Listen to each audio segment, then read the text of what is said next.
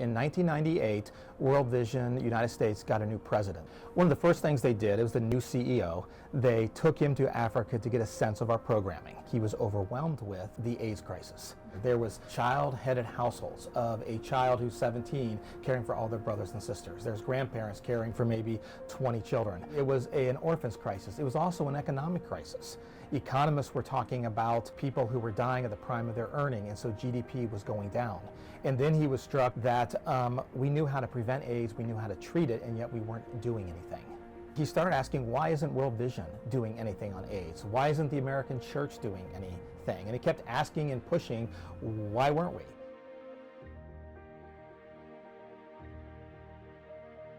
We knew that we were committed to dealing with HIV/AIDS because it was a crisis, but we knew we had a messaging problem. We had to communicate it to American Christians through the American church. One of the first things we looked at is how do we communicate in a way that people can understand?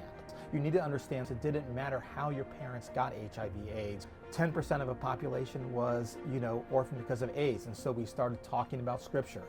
True religion is caring for the widows and the orphans. We had to work on our messaging, and so we did that. But then we also had to communicate it. We did a church tour with Bono, again talking about the moral imperative of true religion.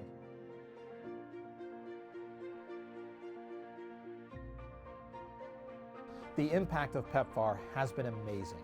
Millions of lives have been saved. Millions of people have not gotten HIV/AIDS because of PEPFAR. I would say you can look at each of the sectors, prevention, treatment, and care, and various groups run ongoing reports. I think one of the most current figures is around 17 million people's lives were saved. If you look at PEPFAR's reports, if you look at the Global Fund on AIDS, TB, malaria, there are clear results on the number of prevention of mother-to-child transmission, the number of people cared for.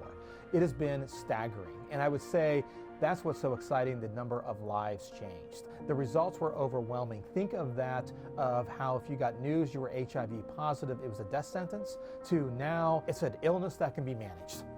A total transformation, of relation to that. And so it's really saved a generation, and it's really provided hope in this situation.